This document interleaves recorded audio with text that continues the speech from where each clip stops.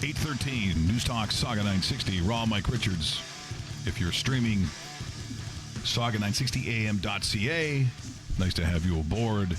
Those on Twitch, you will see the young Tim Hudak.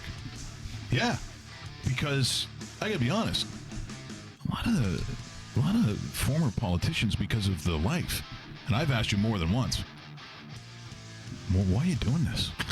why would anybody want to go into that forum? And you're the first person that said, because it's public service, and I want to serve the public, which is more than admirable, because it is, especially now with social media and everything else.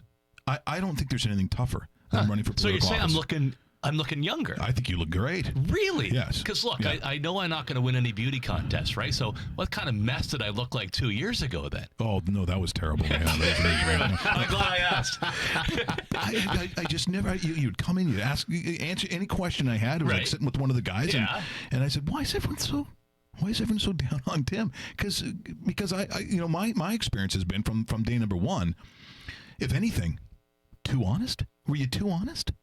Because you said what you were going to do. That's true.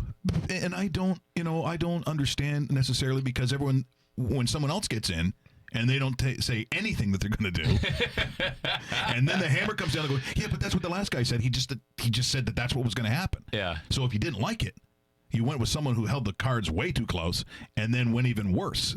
Like, to me, I just look at the public and I'm like, Maybe we don't always know what's going on, and this is where social media sometimes makes me a little uncomfortable. Yeah, 21 years, right? I loved it. I wouldn't change it for the world. I got this chance to serve the people in Niagara, and then as leader of the Conservative Party here in Ontario, an official opposition leader, for 5 years doing that job.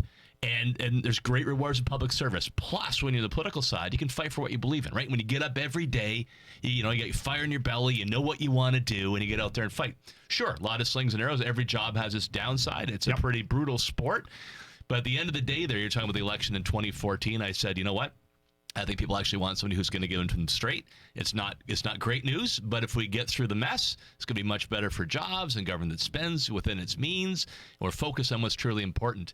I think a big part of that too, Mike, was there was a lot of money spent against me that really took my message and distorted it. So I used to say, turn to Donald Trump, I was going to fire everybody, and then Donald Trump wanted to be the president. Yeah, so that's just 2 years too early. It's funny that you mentioned that name, because do we have him ready to go? Come on. So really? Yeah. Didn't know this. So pulling out all the stops. Welcome, Mr. President.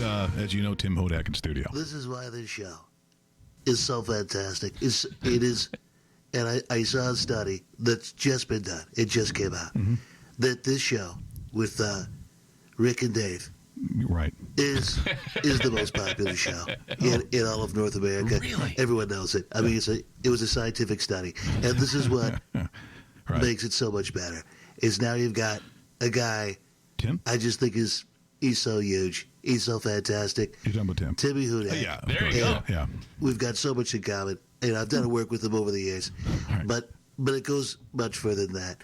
His parents came from Slovakia, just like my wife, Miriam, also Slovakia. Yeah, close. And I'm very popular, by the way, in Slovakia. They just had a great soccer tournament, and a soccer tournament? Spain won the Ice Hockey Cup. Right. Great job. I've always loved Spain. Yeah. They're a little busy. They could do better economically. Yeah. But I'm just saying, there's Timmy, Washington Husky. Oh, look at that. He was a great athlete. In fact, he was the greatest athlete. They did a poll of the best athletes to ever come from Washington, and Tim Hudak was first. Beat Warren Moon. I was second. And here's the thing. Yeah. He left politics. Right thing to do. The people of Ontario, they didn't want to hear the truth.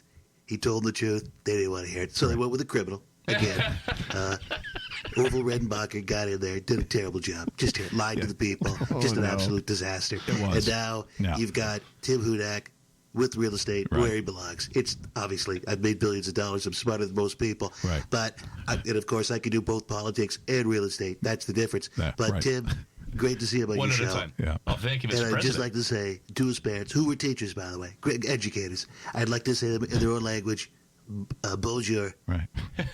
kakadekadoka, Cuckoo. Oh, beautiful Wow, words. that's Beautiful. nice. Enjoy your time on the show. These guys are fantastic. They're absolutely they're the greatest show. Yeah, that is. That's very touching. Yeah, that's. Is it a regular caller? Or should I feel special? Yeah, well, not that regular. No, So Okay. that's All right, you're good, only good, the good, bigger good. guests. Exactly. Well, obviously, we the president and I apparently go way back. We got a lot in common. So. I didn't know about the Washington thing. How do you end up being Washington? Well, Husky? look at me. I mean, obviously, I was a quarterback Yeah, for of course you were, the championship team in 1992.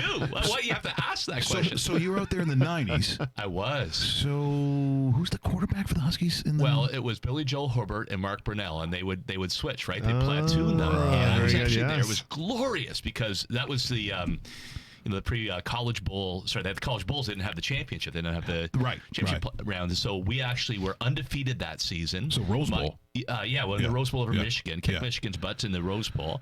And Miami had a tie.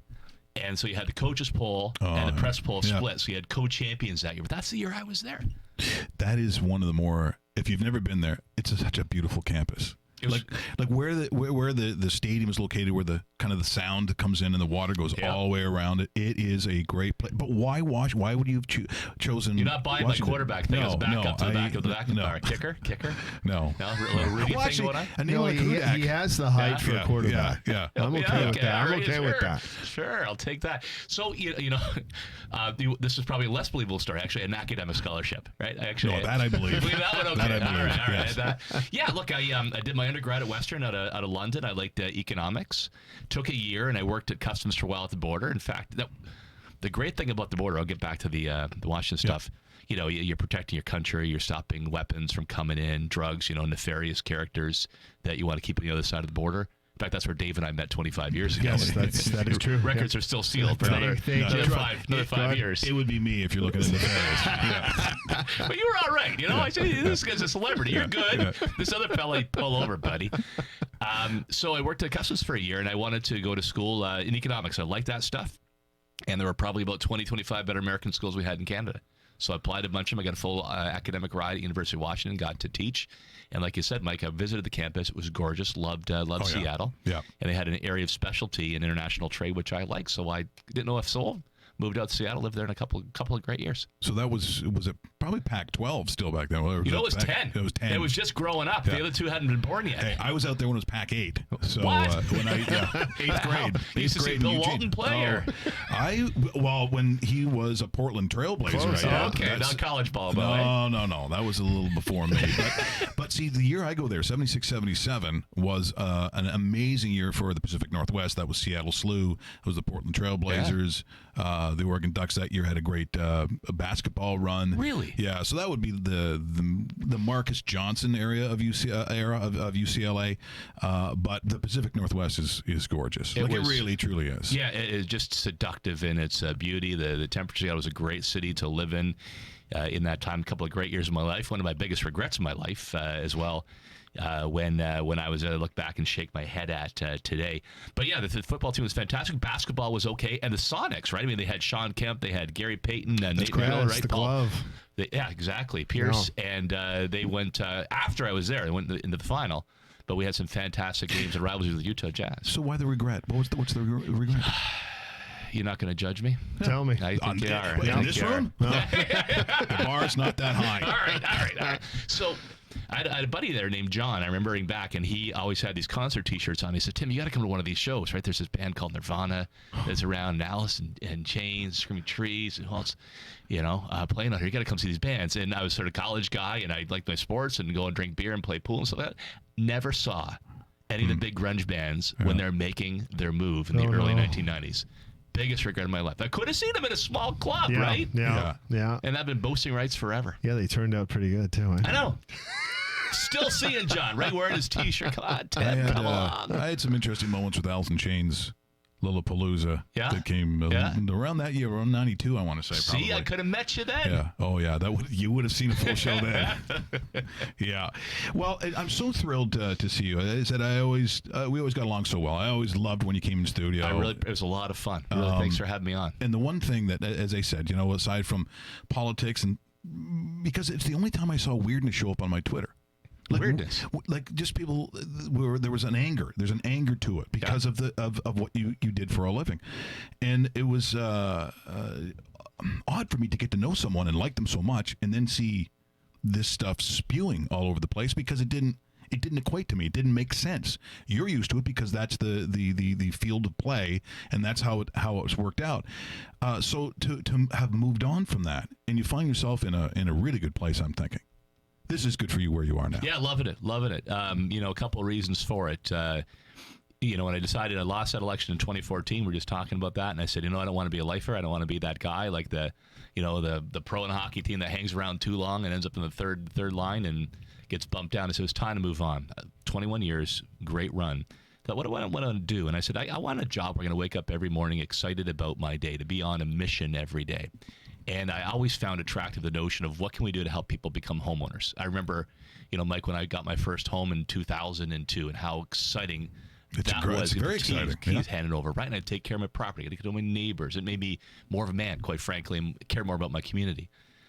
So I always had a good relationship with the realtors. I always had very pro home ownership policies when I was a leader or as an MPP.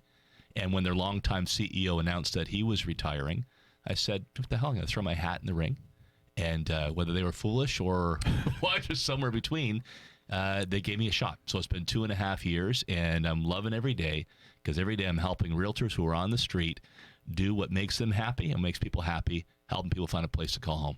Okay, so we're going to just stop down here. We're going to do traffic in about 30 seconds, but we're in the studio with Tim Hudak because I know there's going to also be a little bit of, sort of questions. We both on Twitter and on Twitch, because when it comes to home ownership, this is a very almost contentious issue simply because the pricing of homes. If you're housing crisis that exists right now in Ontario, and if you're a dad, you're like, well, how is my son ever in this area?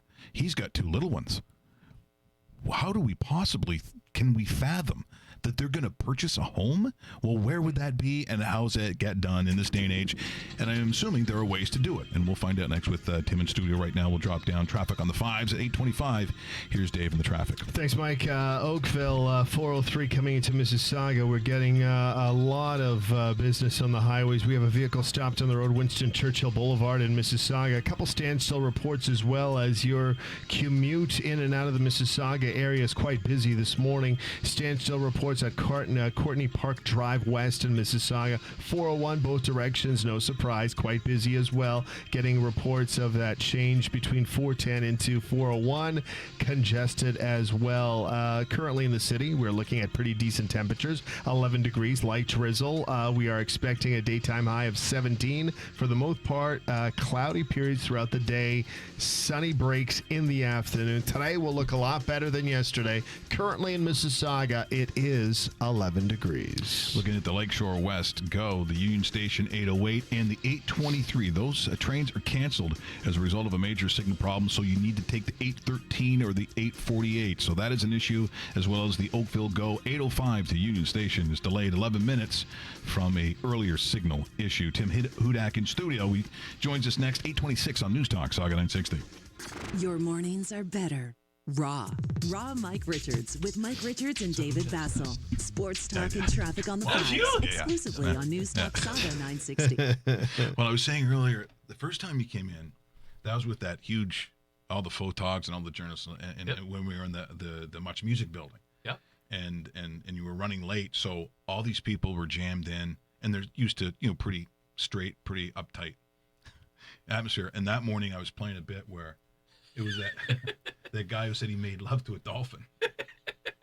I had all kinds of sound effects and whatever. People were like, what show is he going to be on? Then he came on. I think I did like a JFK phone call or whatever it was, talking about the broads there. Remember that? And people were like, "Wow, I don't know if this is a good place for him to." And you did great.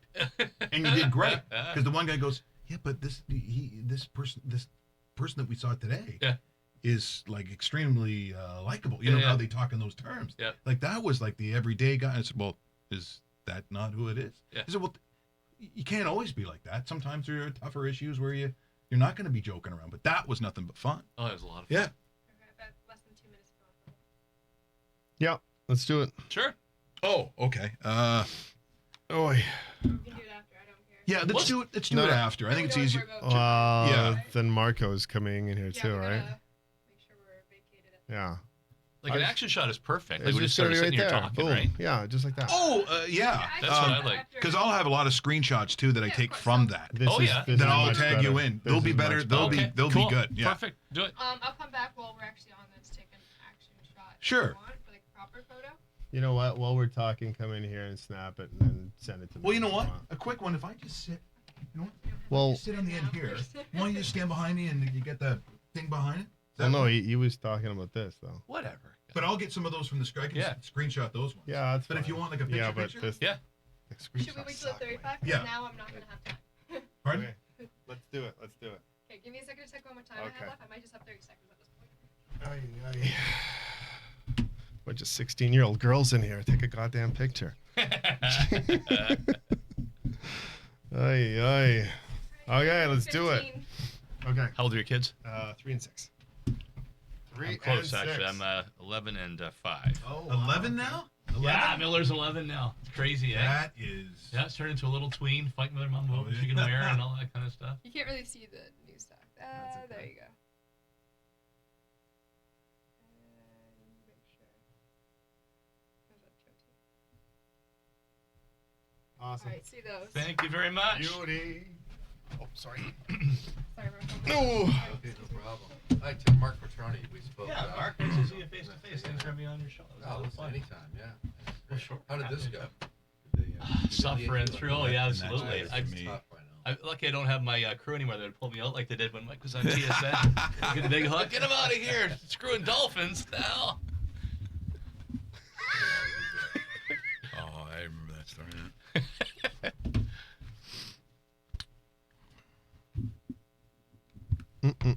So we go. Do you want to go right to Yes. 55? We'll go right to 55. Boom, boom, boom, boom. Let the insults and sarcasm begin. You're listening to Raw Mike Richards, heard only on News Talk Saga 960. 8:30 News Talk Saga 960.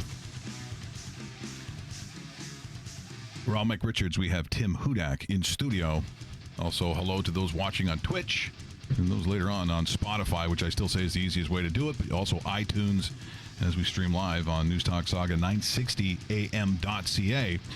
When it comes to the issue of housing, across the country, obviously it's an issue, but here in the GTA, which is what we're talking, not just Toronto, it's amazing. I never would have thought in my lifetime, being from Stouffville, Ontario, Stouffville.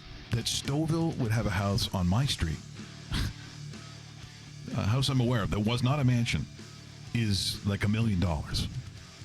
It's almost horrifying because, I said, Dave's got two little ones. You've got young ones, and I Yep. think, how does even my 28-year-old son think that they can ever own a home? Like, what the issues in dealing with getting people into homes?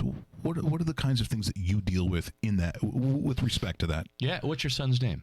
Jordan. So Jordan is in the unfortunate generation that for the first time in Canada's history, he's got less a shot at owning a home than any generation previous, right? This has been a great thing about Canada and helped us build our strong and stable middle class is that people could own a home and raise their family. And then down the road, as that home accumulates value, right, use it as a base of retirement. So for the first time in history, home ownership has gone down in the province of Ontario and as country as a whole. Number of reasons for that, but primarily, Mike, it's we're not building enough housing. We're not building enough housing, particularly starter homes and move-up homes. You know, the home when your kids get a bit bigger, they get a room of their own, you move up to that next level. And that's caused, as Dave rightly said, a housing crisis where home ownership is slipping away from the next generation. It's frightening. I never thought I'd really hear a sentence like that in this country. Yeah. Because, you know, when I look at the sort of the evolution of Europe, because they're literally like 1,000 years ahead of us, you go to those bigger cities, and Dave, you've probably been to all of those ones that I'm, you know, whether it's London or Paris or Milan or all those places. They, even in Ireland, they don't necessarily talk about owning a home because that probably went away like 500 years ago. And I'm thinking, did we not see this coming? Is there something historically that we could have seen to avoid this? Well, I think it's reversible. I think we can get back on the positive trend, right? We're not Paris. We're not as old as, Rome would be or anything like that. We've got plenty of room to build out and plenty of room to build up. And here's my other point, and then I'll talk about how we can do that, because your listenership here across Peel all the way out to York region and across the Durham, right? This is the epicenter, right? Yep. And a lot of your listeners are in that market right now where they said, look, I did everything right. I played by the rules. I went to school. I got my degree. I got a decent job. Maybe you got a kid on the way. Can't find a place to save my life, right?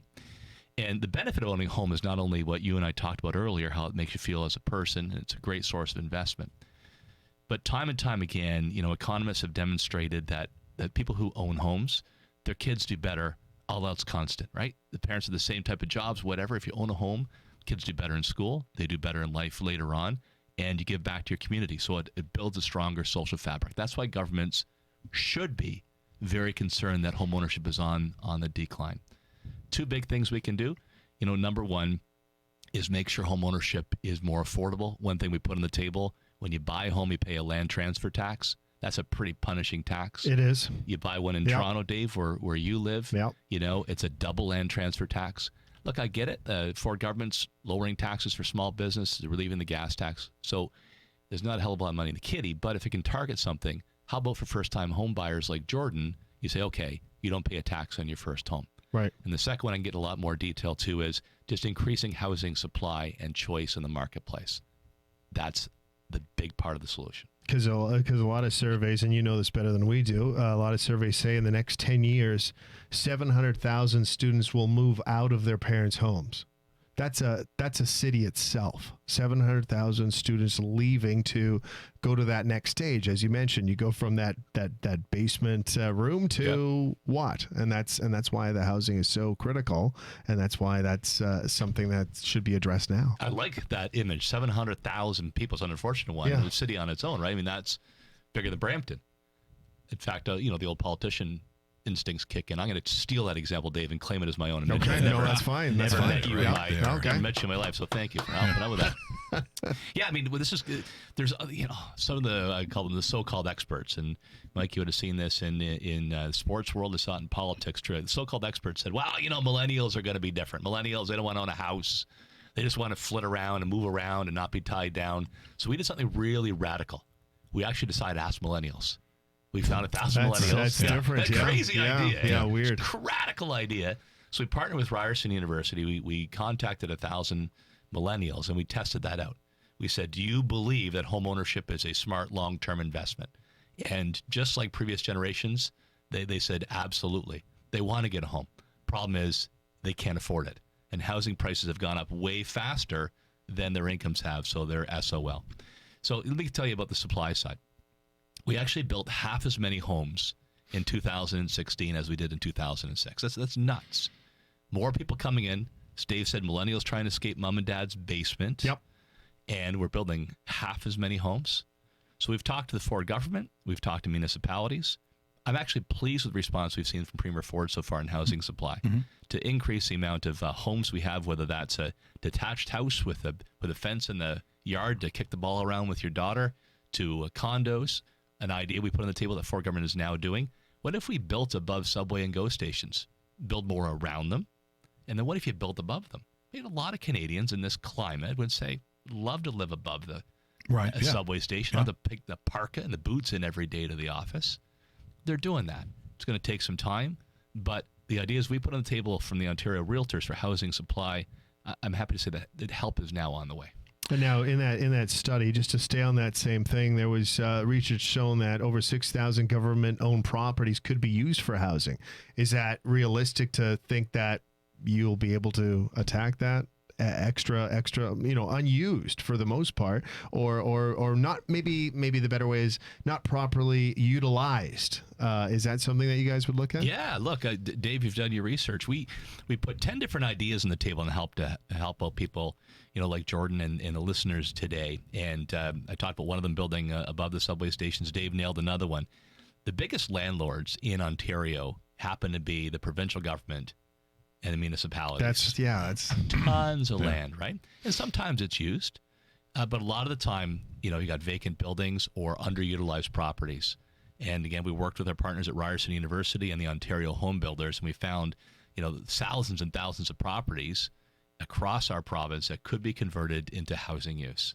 And the good news is, again, the government checked off that box in the recent plan that they call More Homes, More Choice.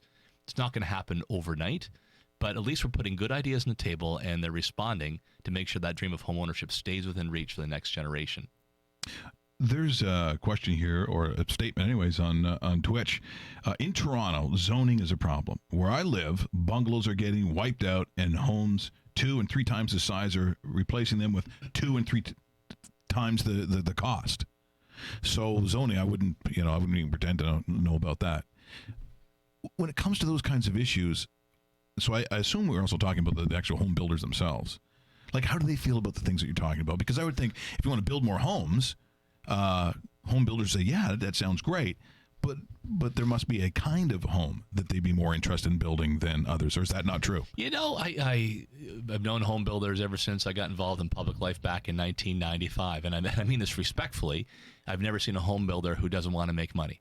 So they are very responsive to market demand. So if people want condos, they're going to build condos. People want detached homes, they can find a land, they'll do that. Appreciate what the question is there around zoning. And yeah, there are some smaller bungalows that get torn down, so people buy them, and property values rise, they build bigger houses. But there's another way you can attack the zoning issue. There's something called the missing middle. These are kind of like mid-rise homes. So maybe, 6, 8 stories in Toronto, you're in Mississauga, 4 stories back in Niagara, 3 stories, whatever. Missing middle homes are really good because they're very good for first-time homes for millennials, and they're also good for empty nesters. The kids have moved away. Right. They want to stay in the city, so they're close to the grandkids, but they don't need all that space. So they can leave the family home, put that on the market, and move into these missing middle properties. So here's the catch, Mike, to the question. There's a lot of old, outdated, pre-disco bylaws that prohibit you building, more than 1 or 2 stories in our urban areas. Maybe that worked in the 1970s when you're building way out to the suburbs and everybody's driving in, right, that big conversion. Today, not so much. So we need to get rid of these outdated bylaws to enable zoning restrictions and able to build this missing middle housing that will be key to unlocking home ownership for those 2 types of markets. And, all about revenues. The city charges more taxes and makes it a dual dwelling, making for more people to shop and create more jobs. Well, as I said, there are properties that, because of old zoning restrictions, you could convert into multi-unit residences or build up. Here's another example. You look down in Toronto, the Bloor-Danforth line, or the government is rightly building more transit, in Peel region, in the city of Toronto, in Hamilton. And what if you intensified along those routes as well? Like, it doesn't really make sense to take billions of taxpayers' dollars, put into the ground, so people get around faster, but then say, you can only build 1 or 2 stories above that. No, build it around it. Exactly. You're putting money into those lines, so why don't you do that? And then the government gets, the cities will get more revenue because you have more housing along it. Also a place where people can start, raising their families. They can start investing in that property. And it also will help bring in more businesses in those commercial areas. Desired location, too, to be on a subway line or at least close. Yeah. Look at the winter we just went through. I think a lot of people would like to be close to that kind of transportation option. I'm hearing a lot of different reports. Now, I think most of it is happening in Vancouver, but I know it's happening through bigger areas like Montreal, Toronto as well, and that's foreign buyers. Buyers buying property in these major cities, not living at it, but almost as a way of their income being kind of hidden into this market. Is there a way of something that you feel your company could handle that a little bit more? Maybe they're the ones that should be taxed a little harder than, using the example we used earlier, people like Jordan and first-time buyers itself. Is that like the spec home speculation that sometimes has ruined a lot of places on people who have no intention of living there whatsoever? Yeah, and it was a big issue in Vancouver, and the government now is measuring, what the foreign ownership is in Toronto. I think, we need to be careful here because my grandparents at one time, and President Trump mentioned my family coming from Czechoslovakia. Yeah, I'm in the same boat too. I think most of us are, but they were foreign buyers at one time, right? And they came from a country where property rights, were not respected, so they wanted to buy a home and raise their family. They rented up the upstairs, right, so they could pay the mortgage and all that. They didn't make a lot of money, but they believed in home ownership. We don't want to stand in the way of that. There is a major problem, however, that's come to light around money laundering coming into real estate in Canada. That's what I'd like to attack more than anything. Yes. So British Columbia just did a study of the government there. And I think they estimated around $30 billion of real estate has been snapped up by dirty money coming into Canada. 30 billion? 30 billion of real estate. And they estimate by their model, because you don't know. They estimate that the largest province would be Ontario and Alberta for this. So here's how this happens. You got some corrupt mayor over in China, just by way of example. Yeah. And that corrupt mayor, is bilking the citizens, getting paid off, but he knows, above him there's some commissar or whatever that's going to take his money. Right. So they launder it into Western countries, because we've got, due process and respect for property rights and law. So they can launder it here. Or a drug lord from Central America. But Pablo Escobar is not going to put his name on the land registry, right? So he disguises that in a numbered company or a numbered trust. And because of our privacy laws in Canada, we don't know who's behind those numbered companies.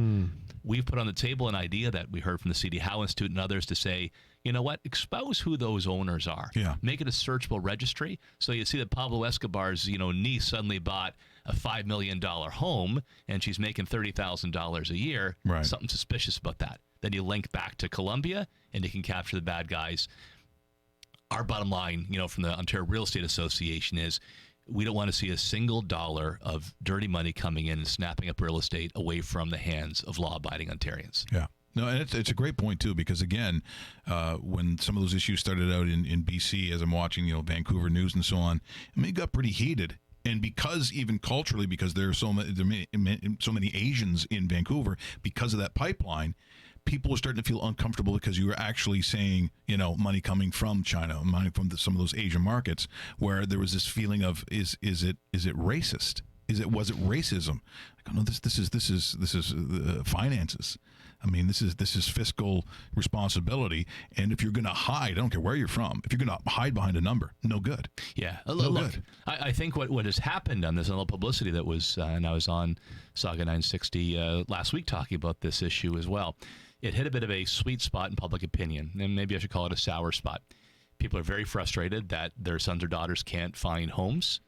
And secondly, Canadians have an abiding sense of fairness and playing by the rules. Just a strong principle we have as Canadians. So the whole notion that somebody who's cheating, some criminal is buying property that could go to their family, drives Canadians crazy. The BC government is acting on this. We've put this on the table for the Ontario government. So far, they have not moved on it, but we'll keep the pressure on them. And, at the end of the day, our point of view is the other aspect that gets people mad. It's kind of a cruel game of musical chairs. You've got more people, whether they're immigrants, whether they're millennials, the people that moved here from a weaker economy in Alberta, more people chasing fewer and fewer homes. And it used to be if you couldn't get that one home, there's another one maybe a block or two away, right? That's not happening now. And then people are turning on themselves, and they're getting angry, and these things come up that you mentioned earlier on, Mike.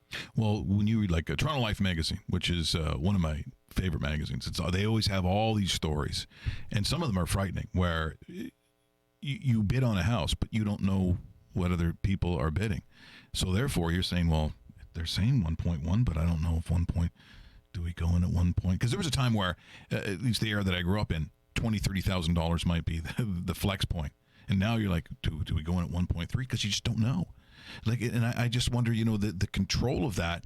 It's a little scary because now it's a little bit like Vegas. I don't know if 1.3 wins it, and maybe 1.15 would have done it, but we just don't know anymore. And you get that frustrated buyer syndrome. I talked about the musical chairs game, right? Oh my God, I got to get a chair, and so they, might jack up their bid. The most important advice I can give to those watching the show and listening to the show today is make sure you've got a realtor there in your corner who knows the market, who knows what's happening down the street, in the backyard, knows where prices are going. Because then she can keep you calm there in the pocket and say, hey, Mike, ease off, something else is coming down, or give you the best advice, on where to go on the price. Because you get desperate, you got a kid on the way, and you can make a decision that you cannot afford. Make sure the realtor is there in your corner to keep you calm and make the right call. Do you find more of those situations where people are, was it Scott McGilvery, I think is one of the guys who, you go to a little bit of an older home, you live in the basement, you rent out the top part. Is there more and more of that happening where you're trying to come up with different combinations so you can afford a house? Yeah, I think so. Here's one that got me, really excited. There's an MPP out your way, out in Oshawa. Lindsay Park is her name. And she brought in legislation that she called the Golden Girls Act, right? Named after the Golden Girls, because here it was pretty clever. Four seniors that wanted to buy a home together. They're unrelated, and used the 5th bedroom in the house for a common caretaker, so they can remain independent as possible. They can split the cost. Caretakers are expensive, and have a much more enjoyable lifestyle. Here's the catch. A lot of municipalities across Ontario don't allow that. They don't allow unrelated persons to co-own a home. So Lindsay said, that doesn't make any sense anymore. We're going to have more seniors like this. So she brought legislation into the House that we supported to allow for the Golden Girls Act to become reality across It is very smart. So I think a lot of innovation is going to be resulting, and there's one really good example.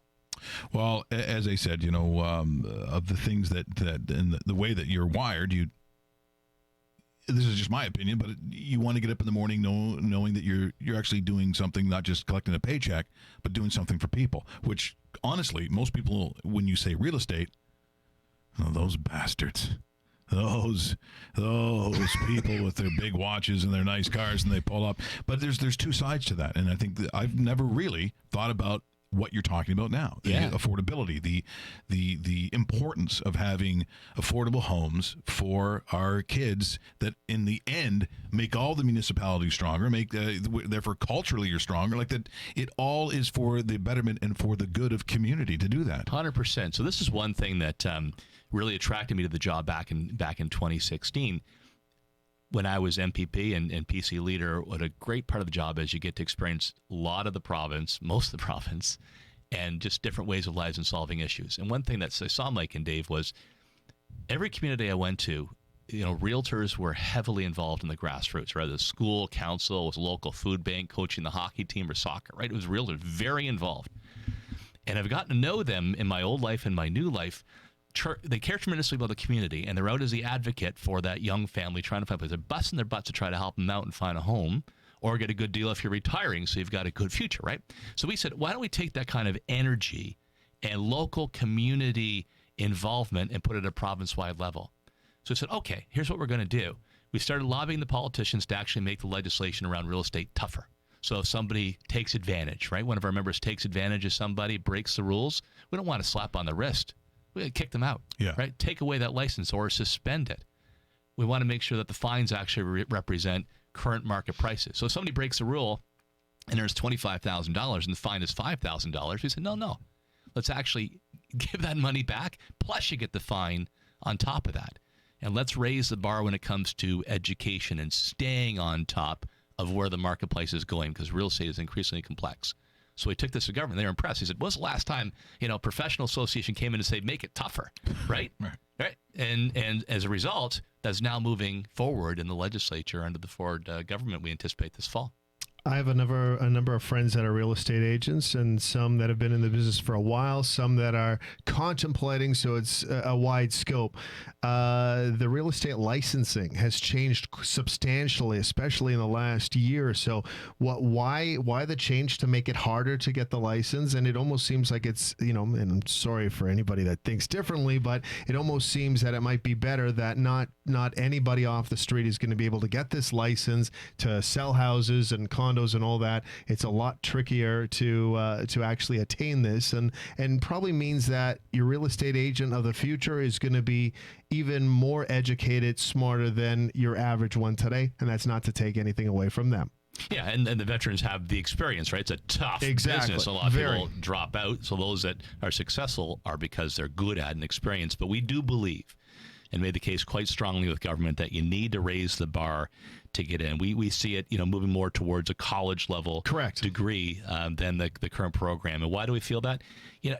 Every year there's new legislation that comes through. This is an increasingly important. You're not selling even a car, right? You're selling a place where you're going to raise your family and have your fondest memories. This has the largest investment of your life. Largest investment of your life. On top of that, something that you take pride in. You've got the emotional connection is just so important. The education levels should reflect that. And also to make sure that the realtors go through a demanding continuing education, because all the time be new restrictions, new legal aspects, change the market, new types of housing, Mike, that we just talked about. But, make sure it's actually rigorous and makes you keep up to speed so you don't slip behind. Right. There's nothing so crucial to our day-to-day lives than the investments we make in our homes. Well, before I let you go, we need to bring up something very controversial. Oh, no. You know how hard hitting this is it's like a firing line. Is like it Dave's handwriting, by the way? He's got his research and I'm impressed. No, it does very. But it kind of looks serial killerish. You think is that? Can I say that? That's He's my assistant. I'm the Dexter of the program. You're the Dexter. Where do you want this one? I can see that. I got another one. Where do you want this one? He goes, don't put it in the truck. The Boston Bruins. Yes, sir. Yeah, see, very, very controversial in this. I know. Boston Bruins, and yet you look at the smile. That's probably why he's Look at looking the so good. smile. Eh? Congratulate the Canaries so far. It's championship after championship, and You're a happy boy. You're happy. Yeah, I am. It's a great well, I remember. I think we talked about this, Mike, on the former show. Like, there's a moment. This was the last Game 7. Leafs Bruins was, what year was that? 2012. Was it, no, 14, wasn't it? You want to bring this up? Here? I do. Yeah, okay. I do. Because there's this moment, right? You walk out of the legislature, and all these cameras come on you. And I think all they can ask me about healthcare, education, whatever. Some smartass in the press gallery knows that I've been a Bruins fan since I was a kid. Hey, Mr. Leader of the Opposition, election coming up. Who are you cheering for tonight in Game 7? The Leafs or the Bruins? And I'm thinking, a Canadian does not change their hockey team for political expediency. So I Amen. answer the Bruins. Big firestorm. Oh, my I God. bet. How I can you? bet. You're never going to elect the sort the Bruins, blah, blah, blah. But I get all kinds of emails and messages saying, you know, good for you, stuck with your team. And all these other closet Bruin fans come out, and we won the cup, and we're going to do it again. yeah, Well, so true. yeah. So I get it with the Winnipeg Jets because I'm a Winnipegger through and through. Yeah. But It's good to see them back. Yes, exactly. But the level of opposition in a Toronto market with a Winnipeg market not as strong as the Boston-Toronto link. Just especially through the last decade. Yeah, well, it's true. I mean, and It's been kind of one-sided too. for sure. And then, from a Jets fan, I find it funny. you find it funny. Well, yeah. The and so you have an anti-Leafs guy. I'm not an anti-Leafs Okay. guy, but I sarcastically watch from a distance of friends, neighbors, cousins, relatives, dogs, cats, my wife, thinking that it's eventually going to happen when I know that it's not going to happen. But he that's will lob in these comments from time to time. For instance, the Andrew Raycroft, Tuukka Rask conversation did comes that up. trade work out okay Yeah, for yeah, your I think team? it worked out all right. It worked I'm out happy okay. with that. You're Yeah, okay with exactly. the Conn Not Smythe gonna go Award winner back. from this Not year? gonna go back. Yeah, okay. But yeah, I mean, I grew up along the border with Buffalo in the 1970s. My dad was cheering for the Sabres. We split season tickets with their dads and sons down the A street. lot right? of Sabres fans in this area, especially. There you go. So, but I couldn't cheer for my dad's team. I wanted to rebel, you know. And the great Bruins teams in the 70s. And it's kind of fun to see a St. Louis, Boston thing going on again. Very right? much Yeah. so. Very much so. In fact, you mentioned Buffalo. I was down in Buffalo with the Toronto Rock there a while ago. Yep. And the taxi driver, she was saying, well, I said, well, how much is that mansion? Like, how much is that big, huge Georgian house Yeah. with the pillar? She goes, oh, that's 70,000. 70,000? I got news. We're moving to Buffalo. David goes, no, we're going to Buffalo. I want one of those big Georgian homes with the pillars and the. I can't believe the real estate down there. No wonder so many players stay. Yeah. I mean, you're going to get, they don't live in Buffalo, but just you go outside of the region where it's all lush and you've spent your whole life down that area. I get now why they would stay. I've got a soft spot for Buffalo and the surrounding areas. No doubt about it. And so the Bruins are looking good. And then I'm a big NBA fan. I always have been. We talked about the Sonics earlier on. Yep. Still like the Thunder, but Raptors are my team. And you just see what Jury did, right? Remember all the skeptics out there when they're going to bring in Kawhi and they were getting DeMarco, DeRozan, and Gasol, and you got guys with guts, you got guys who are steady in the clutch and got the killer instinct. It's just been so exciting to see that So come Raptors true. in 7, is that what you're saying? Golden State in 5, but Damn I'm still it. very excited. Yeah. Still very excited we got there. And you know what? Whether he stays or goes, Kawhi Leonard has been just a treat to watch. Just an unbelievable athlete. Love the poise, the attitude. Like, you cannot be angry. I mean, I realize how hurt people will be, and I still think, regardless of what happens, he was going to go. But this has been an experiment that worked. Yep, agreed. Which Thanks, has Tim. not been our history in Toronto sports. It hasn't. Gentlemen, great seeing you again. Yeah. Thanks for having me on. Oh, it was real great. pleasure. It And was hopefully awesome. I pass my audition and the president and I come back on sometime. Oh, 1,000%. And thanks for offering me a free house. I didn't see that one coming. I didn't see that one coming either. Well, that's pretty good. It is in Buffalo. but- Yeah, I'll take it. I like Buffalo.